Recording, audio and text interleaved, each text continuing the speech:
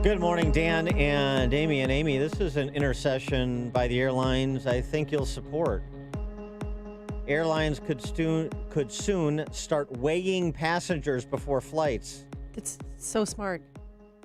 That is, and then you pay for the poundage.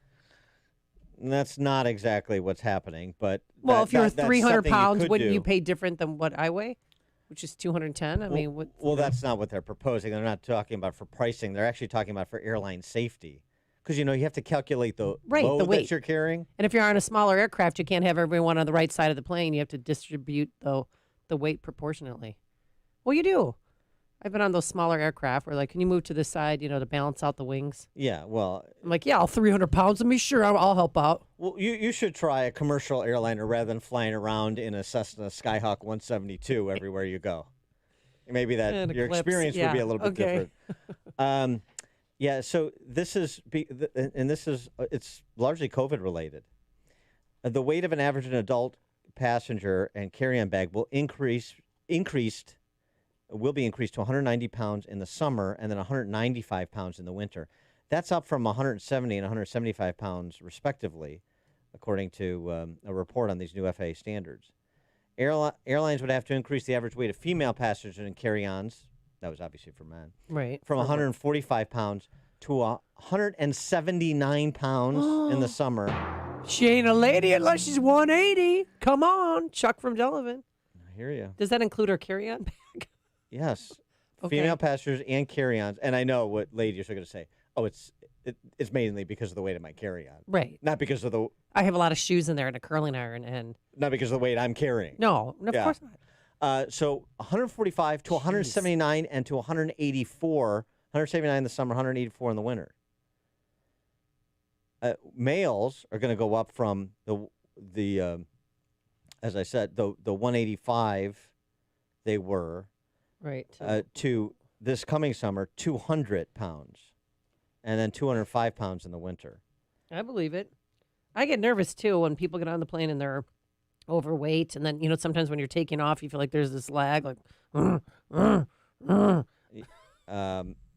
Okay. I fly a lot, and when I see large passengers get on, it makes me nervous, and I'm just being honest. And I'm sorry if I'm offending anybody, but it's true. Well, you know who's not sorry about this conversation and speaking about it in no uncertain terms with moral clarity is our friend Chadwick Moore, who's a contributing editor for The Spectator. Chadwick, thanks for joining us. Appreciate it. Hey, good morning. Thanks for having me. It's what the airlines are having to do, and they are again argue this is FAA promulgated for safety reasons. It is stunning what has happened. We talked about this before, but there was a working paper that was referenced in a piece at the American Institute for Economic Research. 42% of adults in the United States reported undesired weight gain during the past year. This was a survey. 42%. In that group, so the 42%, the average weight gain was 29 pounds. Wow. 29 That's pounds. a lot. And millennials fared the worst. 48% reported unwanted weight gain. The average was 41 pounds. What? I mean, That's a small child. Yes. That's like a 10-year-old. People are literally eating for two. But I mean, it's remarkable that sort of weight gain, and we talked about this, particularly younger ages, and how terrible this is. I mean, this Horrible. is a serious public health issue. Yeah, but they shut down all their sports. At least our overweight governor did. And so this has reverberations throughout the culture, and this was the title of your most recent piece of The Spectator in defense of fat shaming, and it's COVID related. Right. Yeah. We also had, so if we're told that, according to the CDC, 78% of deaths and hospitalizations were obese. The people were obese. And the whole reason for the 2 weeks to slow the spread that became over a year was in order to get, so the hospitals didn't become overwhelmed. Couldn't we say this was all fat people's fault? No, we're not supposed to say that because, there's a lot of activists out there trying to make it fat healthy, and you're not supposed to shame people for their bad behaviors. And but the statistic of the weight gain is astounding. I mean, I don't know how people get so fat. I find it really difficult to gain weight.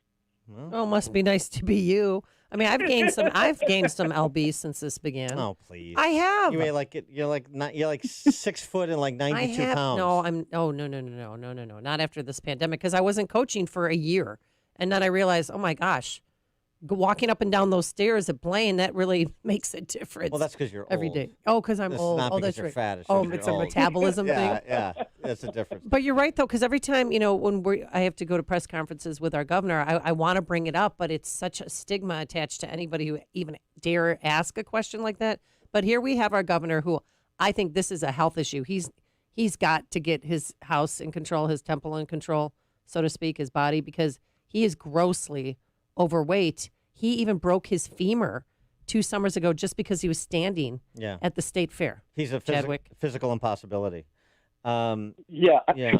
Well, the Los Angeles Times about 2 weeks ago did an article about how one of the real victims, one of the real tragedies of COVID is that now doctors are feeling more emboldened to fat shame, essentially, which is absurd. And states like California have been giving fat people priorities for vaccinations, and then the fat people, these activists, these fattivists, are demanding that they not be reminded of exactly why they're first in line to get the COVID vaccination, because they're disgustingly unhealthy and they're more likely to have complications and to die from this, and that they should make better lifestyle choices. So they get priority for this, and then they're not allowed to be reminded or gently suggested that perhaps they change the way they live and maybe try to be a little healthier.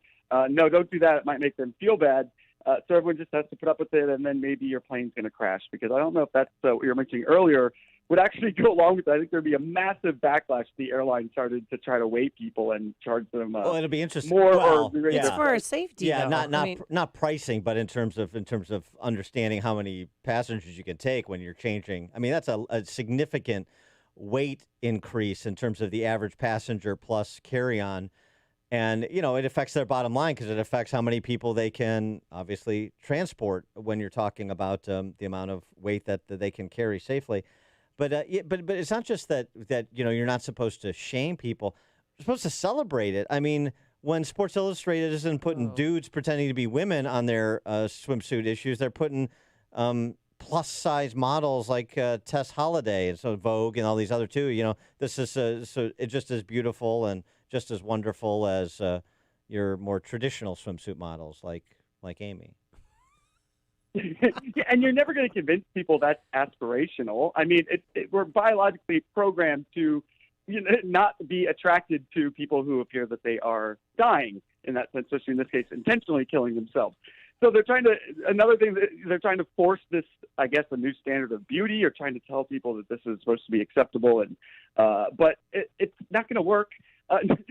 Nobody is going to magically think that that's attractive just because it's on the cover of a magazine. People are going to be more repulsed than anything.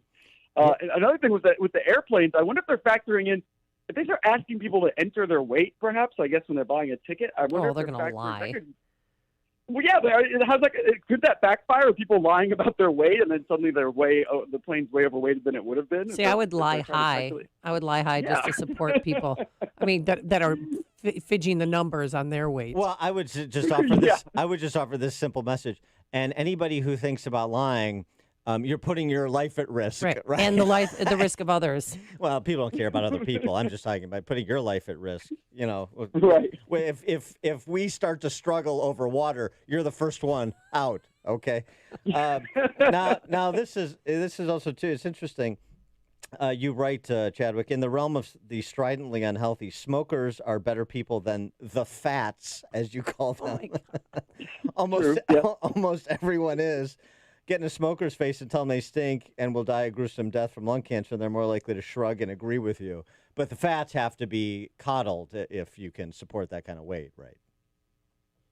Right. Yeah, exactly. I think a lot of people can relate to that. If you tell a smoker, and even, smokers are accustomed to, I recently quit smoking, and, you're accustomed to every time you go to the doctor being shamed about smoking and that you need to quit, and you just sort of put up with it and you say, yeah, I know.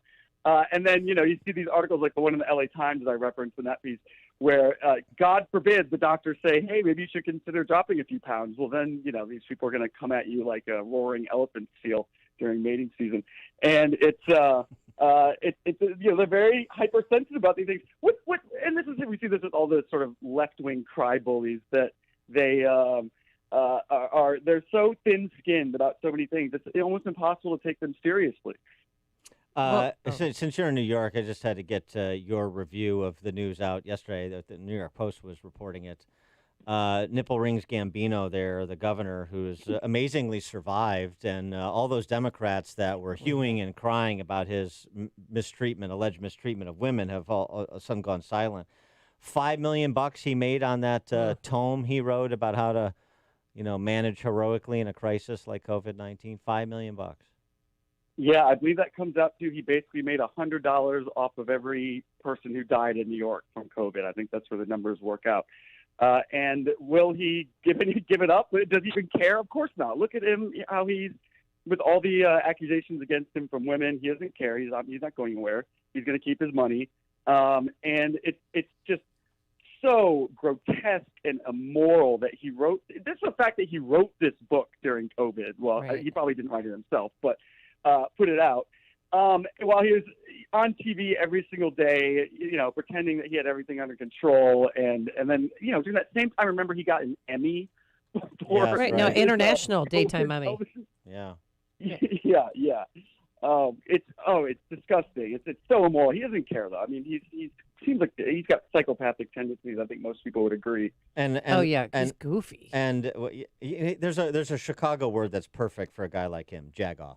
Yeah, that's what he is. He's a jagoff. Right. Yeah, jagbag Thursdays. So why aren't your governor and the mayor of New York on the same page when it comes to unmasking you people? Because we have the same exact problem here. Why? Who knows? Well, De Blasio and Cuomo are always sort of at each other's throats. So that they're if one will say one thing, the other will say the other thing. It's interesting that now suddenly, I think tomorrow the governor said we can unmask if we're fully vaccinated. It seems like a lot of these liberal states that are doing that. I don't know, the science suddenly changed, or they're kneeling to social pressure, or I don't know what have you. But suddenly it's perfectly okay to take off your mask outside, even though we told it could be God knows how long.